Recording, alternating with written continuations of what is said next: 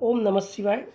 વિદ્યાર્થી મિત્રો, આજે આપણે ધોરણ 7માં વિજ્ઞાન વિષયમાં પ્રથમ સત્રમાં પાઠ 5 એસિડ, બેઝ અને ક્ષાર સ્વાધ્યાય પોથીમાં પૂરીશું. આની પહેલાં જે વિડીયો તમે જોયો હતો એમાં પાઠ 4 ઉષ્મા આપણે સ્વાધ્યાય પોથીમાં પૂર્યો હતો.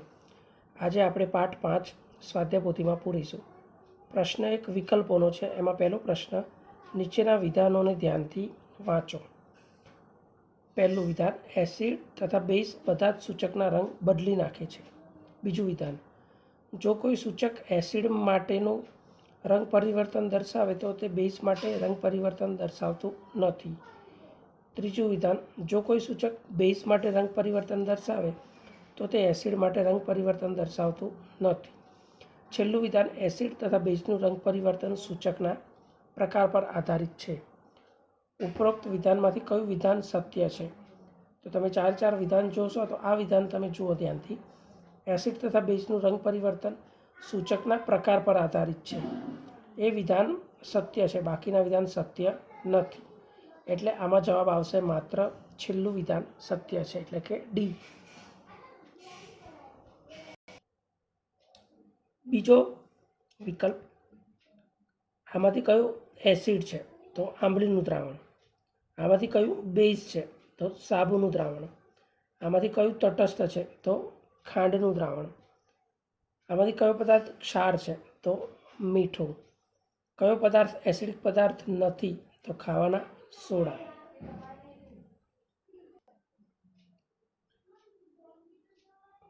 નીચેના પૈકી કયો બેઝિક પદાર્થ નથી? તો ધોવાના સોડા. ગ્લુકોઝ કેવો પદાર્થ છે? તો એસિડ. તટસ્થીકરણની પ્રક્રિયામાં વપરાતા ફિનોલ્ફથેલિન દ્રાવણનું કાર્ય શું છે? સૂચક તરીકેનું. ખાવાના સોડાનું રાસાયણિક નામ સોડિયમ હાઇડ્રોજન કાર્બોનેટ. પ્રતિ એસિડ એટલે કે એન્ટાસિડ કયો પદાર્થ છે? Milk of magnesia. જાસૂદનું ફૂલ બેઝ સાથે કયો રંગ આપે છે? તો જવાબ આવશે લીલો. માત્ર ઉત્તર લખવાના છે. પહેલો પ્રશ્ન છે, કોસ્ટિક સોડા એ એસિડ, બેઝ કે ક્ષાર શું છે? તો બેઝ. વિનેગરમાં કયો એસિડ હોય? એસિડિક. લીંબુના રસમાં કયો એસિડ હોય? સાઇટ્રિક. આંબલીમાં કયો એસિડ હોય? ટાર્ટરિક. સોડિયમ હાઇડ્રોક્સાઇડના દ્રાવણમાં ફિનોલ્ફથેલિનના 2-3 ટીપા નાખતા દ્રાવણ કેવા રંગનું બને છે? તો ગુલાબી. હળદરપત્ર બેઝના દ્રાવણ સાથે કેવો રંગ આપે છે? લાલ. કીડીના ડંખમાં કયો એસિડ હોય છે? તો ફોર્મિક એસિડ. જઠરમાં કયો એસિડ છે? તો HCl. હવે આગળ એક વાક્યમાં ઉત્તર છે. એમાં પહેલો પ્રશ્ન જોઈશું આપણે. બેઝ હોય એ સ્વાદે કેવા હોય છે? તો તુરા સ્પર્શે ચીકણા. સૂચકો કોને કહેવાય? આપેલ પદાર્થ એસિડિક છે કે બેઝ તેનું પરીક્ષણ કરવા વપરાતા પદાર્થને સૂચક કહે છે. કુદરતી સૂચકોના 3 નામ: હળદરપત્ર, જાસૂદપત્ર અને લિટમસ પત્ર. કૃત્રિમ સૂચકો પ્રયોગશાળામાં વપરાતા તો મિથાઇલ ઓરેન્જ અને ફિનોલ્ફથેલિન. લિટમસ શેમાંથી મળે છે? લાઇકેન નામની વનસ્પતિમાંથી. હવે આગળનો પ્રશ્ન જોઈશું આપણે. ધોવાના સોડાની લિટમસ પર અસર. તો લાલ લિટમસને ભૂરું બનાવે છે. કપડા પર પડેલા હળદરના ડાઘ પર સાબુ લગાડતા શું થાય છે? લાલ રંગ જોવા મળે છે.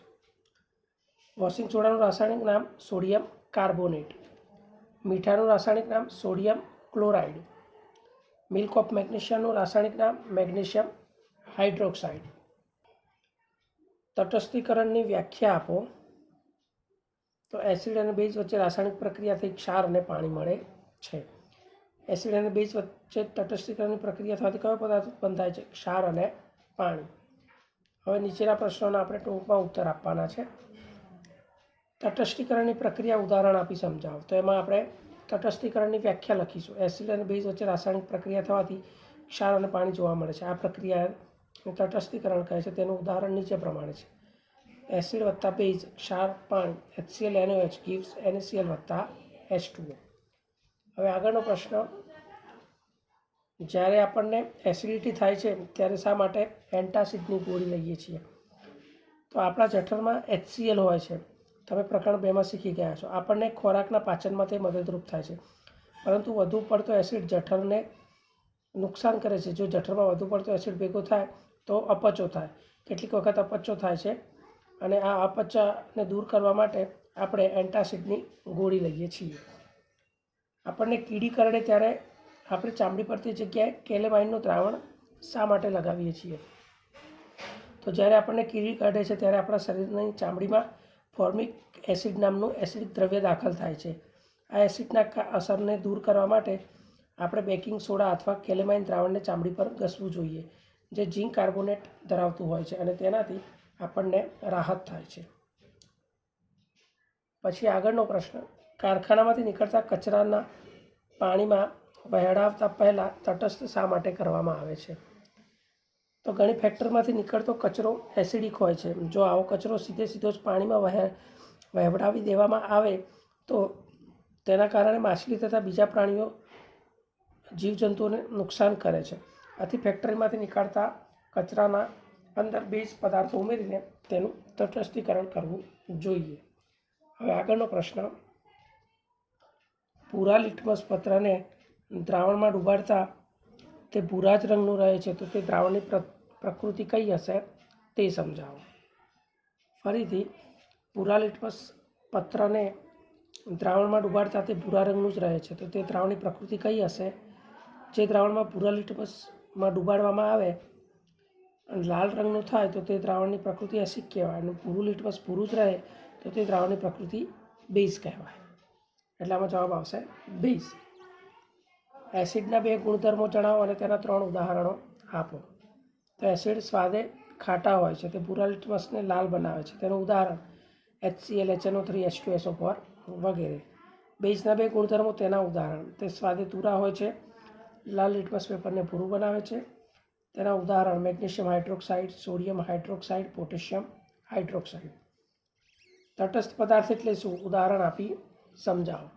તો જે પદાર્થો ભૂરા કે લાલ લિટમસ સાથે કોઈ પ્રક્રિયા દર્શાવતા નથી તેને તટસ્થ પદાર્થ કહે છે. તેના ઉદાહરણ મીઠું, ખાંડ, ગ્લુકોઝ, સુરોખાર, નિસ્યંદિત પાણી વગેરે. બધા જ ક્ષાર લિટમસ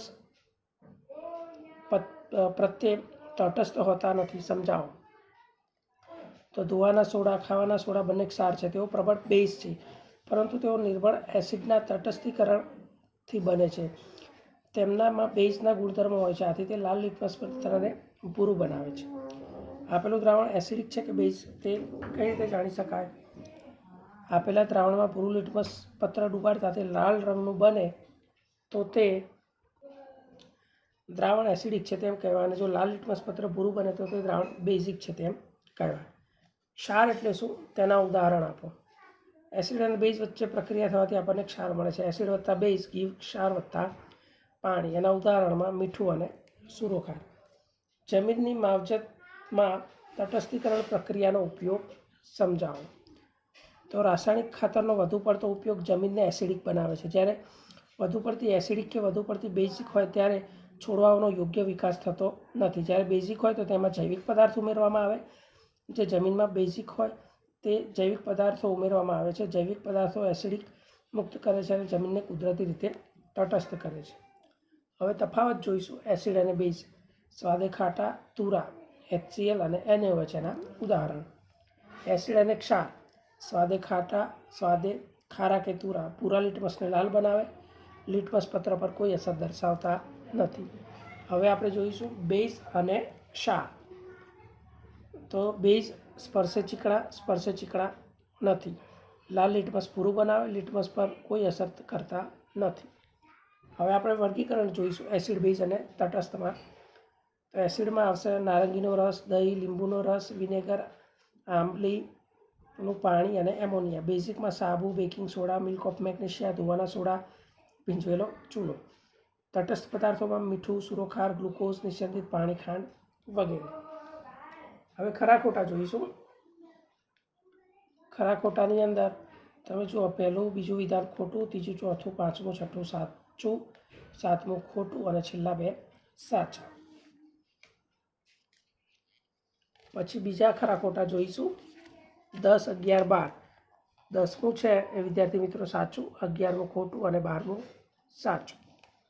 હવે ખાલી જગ્યા જોઈશું. પહેલામાં આવશે લેક્ટિક, બીજામાં ગુલાબી, ત્રીજામાં તટસ્થીકરણ, ચોથામાં ક્ષાર અને પાણી, પાંચમામાં ઝીંક કાર્બોનેટ, છઠ્ઠામાં કળી ચૂનો અને સાતમામાં આવશે ગુલાબી.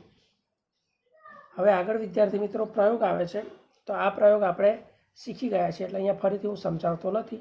આ પ્રયોગ તમારે લખવાનો રહેશે.